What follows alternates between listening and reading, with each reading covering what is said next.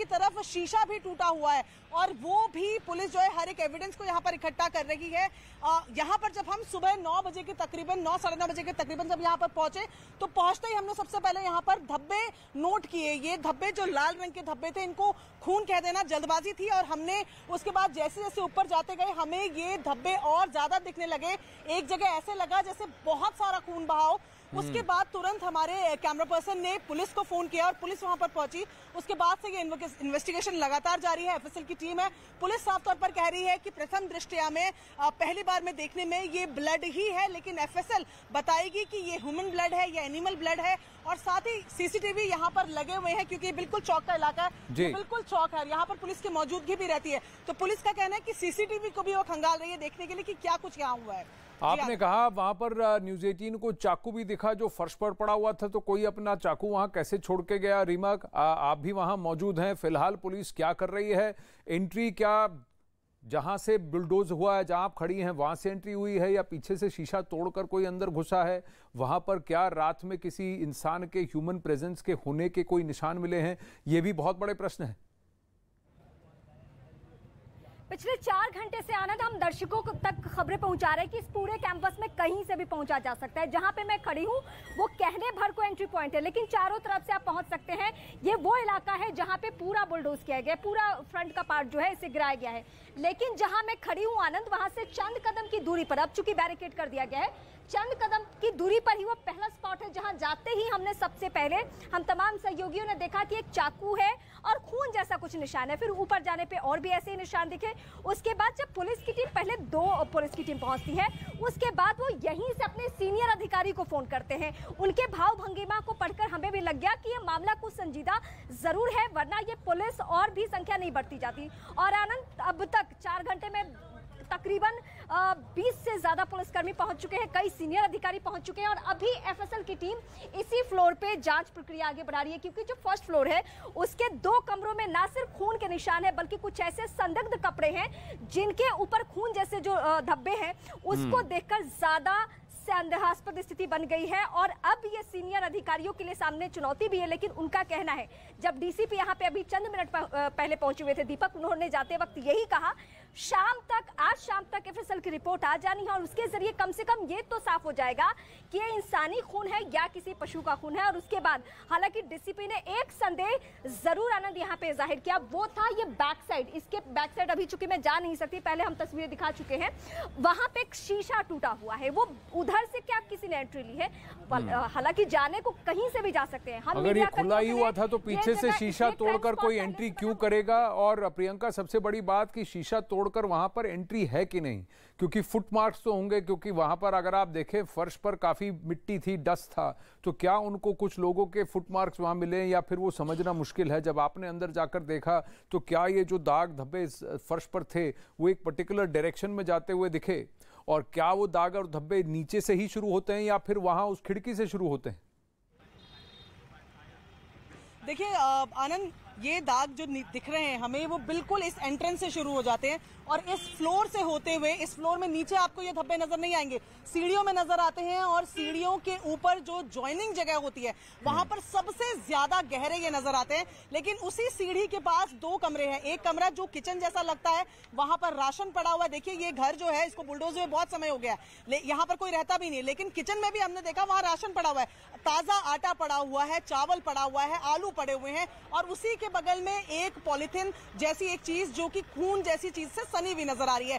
वो उसके बगल वाले कमरे में जैसे ही हमने देखा वहां पर एक सफेद रंग का कपड़ा जिसमें फिर से ये खून जैसे जो दाग है वो देखने को मिल रहे हैं। इन दोनों कमरों के बाद हॉल जैसा एक बहुत बड़ी जगह है जहां पर बकायदा फाइल्स रखी गई हैं सुप्रीम कोर्ट की, हाई कोर्ट की, जो अतीक अहमद, अशरफ, उसके शूटरों से जुड़ी, उसके वकीलों से जुड़ी, उसमें भी छोटे छोटे स्पॉट्स नजर आ रहे हैं। और उसके बाद एक कमरा जिसे माना जाता है उमेश पाल को जहां पर किडनैप करके रखा गया था, जिसे टॉर्चर रूम कहा जाता है, उसकी शुरुआत तक ये स्पॉट दिखते हैं। लेकिन छत में जाते हुए, क्योंकि पुलिस के साथ हम भी पीछे पीछे छत पे गए, छत में किसी तरीके के कोई स्पॉट्स नजर नहीं आ रहे हैं। यानी कि अभी जिस तरीके से हमें समझ आ रहा है, पुलिस इस पर ज्यादा क्लैरिफिकेशन देगी, एंट्री तो यहीं से हुई है क्योंकि यहीं पर चाकू, यहीं से स्पॉट और नीचे कुछ भी नहीं, सब कुछ पहले फ्लोर में हुआ है। जी आनंद। तो अगर पहले फ्लोर में हुआ है तो ये पहले फ्लोर गए क्यों? और वहां आप कह रही हैं कि 2 कमरों के अंदर, रीमा आपने भी जाकर देखा, आपने कहा कि 2 कमरों के अंदर वहां खून की प्रेजेंस ज्यादा है और एक जगह तो खून का एक बहुत ज्यादा ग्रुप ऐसा जमावड़ा दिख रहा है। और आप कह रहे हैं कि उन दोनों कमरों में क्या पहले से रूम्स ऐसे ही थे? जो किताबें इधर उधर पड़ी हुई थी, हमने देखा तस्वीरों में कि सोफा इधर उधर किया गया है, ये पहले से ही था कि ये अचानक से हुआ है रीमा?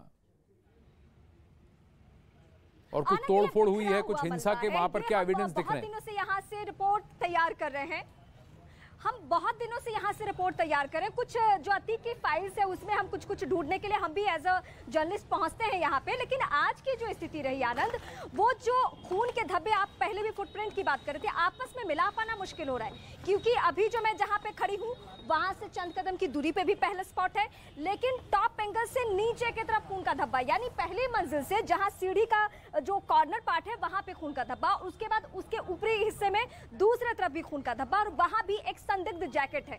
अब ये क्या कुछ हुआ है, ये सब कुछ आनंद जांच में ही पता चलेगा। लेकिन ये जो अभी बैरिकेडिंग पुलिस ने की है, अब उनका कहना है कि आप प्लीज यहाँ से चले जाइए। अब देखिए ये दूसरी बैरिकेडिंग यहाँ पे लग गई, यानी आज से मीडिया कर्मियों का इस ढाए हुए घर में आना भी अब बंद हो जाएगा। कोई भी व्यक्ति यहाँ पे नहीं पहुंच सकता है। हालांकि बहुत रिक्वेस्ट, बहुत गुजारिश करने के बाद पुलिसकर्मी ने मुझे थोड़ी देर के लिए इजाजत दी है कि मैं यहाँ से रिपोर्ट तैयार कर सकूं, क्योंकि वहां पे एफएसएल की टीम है और हमें इंतजार है कि एफएसएल की टीम हालांकि कुछ कमेंट अभी नहीं करेगी, ये हम सबको मालूम है, लेकिन शाम तक उसकी रिपोर्ट आ जानी है, जिसके जरिए बहुत स्थिति साफ हो जानी है, बहुत तस्वीर साफ हो जानी है। लेकिन जिस तरीके से आनंद यहाँ पे ऑफिसर्स का आना जाना, पिछले 4 घंटे से पुलिसकर्मी चारों तरफ पूरे कैंपस को घेर चुके हैं, मतलब कहीं भी कोई या बाहरी आदमी नहीं आ सकता, क्योंकि वो देखना भी चाहेंगे, ये भी देखना चाहेंगे कि कहां पर ये खून के निशान हैं और अचानक कैसे हो गए। प्रियंका, आप कह रही हैं कि आप सुबह 9 बजे वहां पहुंची, तो ये यकायक आपकी नजर वहां पड़ी, ये भी तो हो सकता है कि ये पहले भी हों, ये दाग धब्बे पहले भी हों, आपको कैसे पता कि ये फ्रेश है?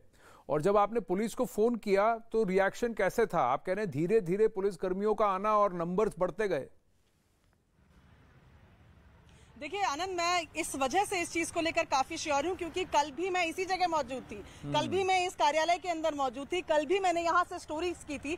और कल क्योंकि हम जाते हुए जाहिर तौर पर एज ए रिपोर्टर हमारी नजरें जमीन पर भी रहती हैं, देखते भी हैं कि कुछ बदलाव तो यहाँ पर नहीं हुआ है। तो आज जैसे ही हम अंदर घुसे, हमें अंदर घुसते ही बदलाव महसूस होने लग गए थे। ये जो गेट आप देख रहे हैं, काले रंग का गेट, इसके पीछे कल एक बड़ा सा चैनल, लोहे का चैनल गिरा हुआ था, जिसे हम मुश्किल से पार करके जा रहे थे। और उसके बाद आज हमने देखा वो चैनल का गेट नहीं है, पहला बदलाव हमने वही नोट किया।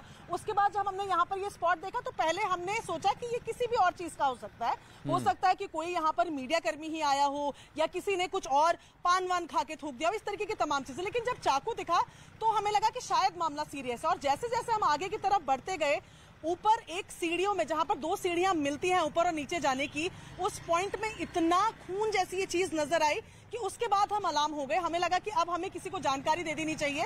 और कल ये कुछ भी नहीं था, क्योंकि इन्हीं कमरों में मैं कल भी गई थी। देखिए अलमारी में कपड़े बिखरे हुए जो नजर आ रहे हैं वो कल भी थे, कपड़े बिल्कुल बिखरे हुए थे, लेकिन वहां पर कोई खून जैसी चीज से सना हुआ कोई कपड़ा नहीं था। राशन दिख रहा था, राशन डब्बों में रखा हुआ था, आज वो पूरा बिखरा हुआ है। उसके ऊपर सब्जियां अलग से बिखरी हुई है, दाल अलग से बिखरी हुई है। ये चीजें कल और आज में ही अलग हो गई। और इसी वजह से हमने जब अलार्म किया पुलिस को, पुलिस इसी चौक पर रहती है, तुरंत पुलिस के जो लोग हैं वो आए, हमारी कॉल के मेरे ख्याल से 1-1.5 मिनट में वो आए। और उसके बाद उन्होंने अपने ऑफिसर्स को किया, 3 पुलिसकर्मी आए, 5 आए, 10 और 25 से ज्यादा फिलहाल यहाँ पर पुलिसकर्मी पहुंच चुके हैं। प्रियंका, इंटरेस्टिंग बात यह है कि खून के धब्बे आसपास भले ही हो, लेकिन जहां चाकू गिरा है उसके आसपास खून के मार्क्स नहीं दिखे। क्या चाकू में खून के धब्बे या ड्राइड खून कुछ दिखा है? ये चाकू वहां कैसे पड़ा हुआ था? कोई ऐसा क्यों चाकू छोड़ के जाएगा? सबसे पहले तो प्रश्न यही आता है।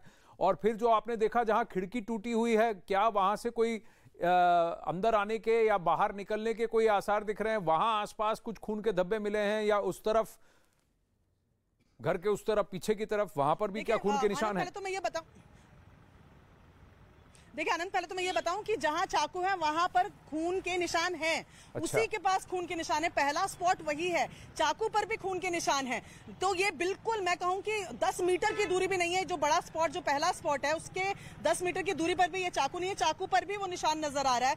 इसके बाद जब ऊपर की हम बात करें, देखिए ये घर पूरी तरीके से बुलडोज है, आप यहाँ कहीं से भी घुस सकते हैं, तो कोई पीछे से ही क्यों जाएगा? ये तमाम चीजें देखिए, एफएसएल की टीम यहाँ से जा रही है। मैं ये तस्वीरें भी आपको दिखाऊं कि यहाँ से उन्होंने एविडेंस कलेक्ट कर लिया। सर कुछ अभी सर शुरुआती अभी तौर मैं पे कुछ क्या नहीं, लगा? अभी जांच बाकी है। अच्छा, आपने कलेक्ट क्या किया ये बता दीजिए। क्या अभी कुछ क्लियर नहीं ब्लड सैंपल कलेक्ट किए। चाकू आपने लिया? चाकू ये देखिए एफएसएल की टीम भी यहाँ पर पहुंची, कह रही है एविडेंसेस को अभी इकट्ठा कर रहे हैं, लेकिन आनंद बात फिर वहीं पर देखिए एक और एविडेंस के साथ यहाँ पर एफएसएल की सर क्या मिला है आपको एविडेंस के अंदर? देखिए एफएसएल की टीम यहाँ एक एक करके निकल रही, जाहिर तौर पर अभी मीडिया से बात नहीं करी, लेकिन डीसीपी ने ये जानकारी दी कि 4 से 5 बजे तक ये क्लियर हो जाएगा। अब मैं आपको बता रही थी कि घर देखें चारों तरफ से खुला है, मैं कंफर्ट के लिए इस गेट से एंट्री करके अंदर गई हूँ, लेकिन अगर मैं उस तरफ से आती, अगर मैं कैमरा पर्सन विमल को कहूंगी वो तरफ दिखाएं जो दूसरा चौक है, अगर मैं वहां से आती कूदती फांती भी मैं अंदर पहुंच सकती थी, मतलब मैं इस रास्ते पे भी आ सकती हूँ, वहां से भी एक एंट्री है। मैं आपके पास लौटूंगी, लेकिन इस वक्त की सबसे बड़ी जानकारी दर्शकों को तक मैं पहुंचा दूं। ये चकिया का वो दफ्तर जो यहाँ पे मैं इस वक्त खड़ी हूँ, मेरी सहयोगी प्रियंका भी यहीं पे मौजूद है। यहाँ की तस्वीर तकरीबन 9:30 से लेकर अभी तक लगातार हम आपको दिखा रहे हैं, क्योंकि इस खबर को सबसे पहले पूरी जिम्मेदारी के साथ दर्शकों के सामने हमने पहुंचाई। यानी जो यहाँ से ये पहला, दूसरा और तीसरा मंजिल दिख रहा है, वहाँ पे कुछ संदिग्ध खून जैसे धब्बे दिखे, और उसके बाद हमने पूरी जिम्मेदारी के साथ, अब देखिए एफएसएल की टीम इधर पहुंच रही है, एफएसएल की टीम यहाँ से आगे बढ़ रही है, और ये एफएसएल की वो टीम है जिसके हाथों में रिपोर्ट्स है, जिसके हाथों में वो डॉक्यूमेंट्स है, जिसके जरिए आज शाम तक रिपोर्ट आने की बात कही है डीसीपी दीपक ने। उनका कहना है कि आज शाम तक रिपोर्ट आ जानी है। एक और जो एफएसएल की टीम है वो मैं इस वक्त दिखा रही हूँ, लेकिन इस वक्त की सबसे बड़ी जानकारी दर्शकों के सामने, चकिया के इस दफ्तर में, अतीक के इस दफ्तर में कुछ संदिग्ध खून के धब्बे मिलने के बाद, एक चाकू मिलने के बाद, कुछ ऐसे संदिग्ध कपड़े जिसका महिला का होना बताया जा रहा है, ये सब कुछ देखने के बाद यहाँ पे तकरीबन 20 पुलिसकर्मी, तकरीबन 5 से 6 टीमें यहाँ पे पहुंची। जितने सीनियर अधिकारी हैं डीसीपी के, वो सभी यहाँ पे एक एक करके, आसपास के जो थाने के एसएचओ हैं वो सभी पहुंच रहे हैं, क्योंकि बहुत बड़ी चुनौती है इस प्रयागराज से। इस वक्त की सबसे बड़ी खबर अतीक से ही जुड़ी, हर दिन हम आपको बता रहे हैं। मेरे ठीक पीछे यहाँ पर एक खून जैसी क्योंकि ये लाल रंग का नजर आ रहा है और अभी तक पुलिस भी इसे शुरुआती तौर पर खून ही मान रही है, खून से सना कपड़ा यहाँ पर नजर आ रहा है। मैं जहाँ चल रही हूँ वहाँ आपको एक जिम्मेदार चैनल होने के नाते ब्लड हम नहीं दिखा सकते, लेकिन जहाँ जहाँ मेरी मौजूदगी है, जहाँ इस सीढ़ी के पास में खड़ी हूँ, उसके ठीक नीचे पूरे ब्लड के निशान हैं, और एक के बाद एक जो पुलिसकर्मी है आपको दिखाएं तो उनकी भी संख्या जो है वो बढ़ती जा रही है। एक और बयान हम आपको सुनाएंगे, जितने सीनियर अधिकारी यहाँ पे पहुंचे उनका क्या कुछ कहना है, एसीपी की बातें इस वक्त सुनाते हैं। शुरुआती जो आप देख पा रहे हैं ये क्या लग रहा है, is it blood, human blood? Blood तो है, अब ह्यूमन ब्लड है या क्या है ये तो जांच के बाद क्लियर होगा, लेकिन ब्लड तो दिख रहा है। सर क्या एफएसएल की टीम जो है उनसे क्या एक्सपेक्टेंसी की है, यहाँ पर क्या एक्सपेक्ट किया जा रहा है, क्या कुछ आगे हो सकता है? आप और हम साथ ही थे, आपने देखा होगा, और घटनास्थल पर नीचे से ऊपर तक हमारी मीडिया के बंधु जा रहे थे, पहले से भी मौजूद थे। तो मेरा तो अनुरोध यही होगा कि किसी भी क्राइम सीन पर अगर आपकी टीम जाती है तो घटनास्थल को सुरक्षित रखना आपकी भी जिम्मेदारी है और आप लोग जानते हैं। तो और रहा सवाल, ब्लड तो है, नीचे ऊपर चारों तरफ दिख रहा है। तो अभी थोड़ी देर में एफएसएल की टीम हमारी आ गई है, बल्कि आप देखिए एफएसएल की टीम अंदर हमारी प्रवेश कर भी गई। बस आप लोग वेट करें, मुझे लग रहा है कि बहुत जल्द जांच करके शाम 3-4 बजे तक ये क्लियर हो जाएगा कि ये ब्लड कैसा है। और इस वक्त एक एक करके हम आपको दिखाते हैं कि चकिया वाले दफ्तर से क्या क्या पुलिस ने अभी तक बरामद किया है।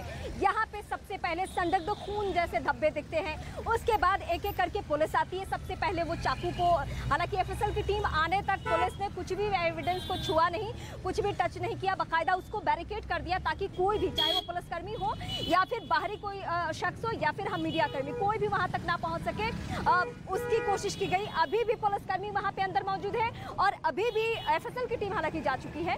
वहां से रिपोर्ट्स कलेक्ट करके शाम तक का हमें इंतजार करना होगा। शाम तक ये पता चल जाना है कि ये पशु का खून है या किसी इंसान का खून है, इससे ही तस्वीर साफ होगी।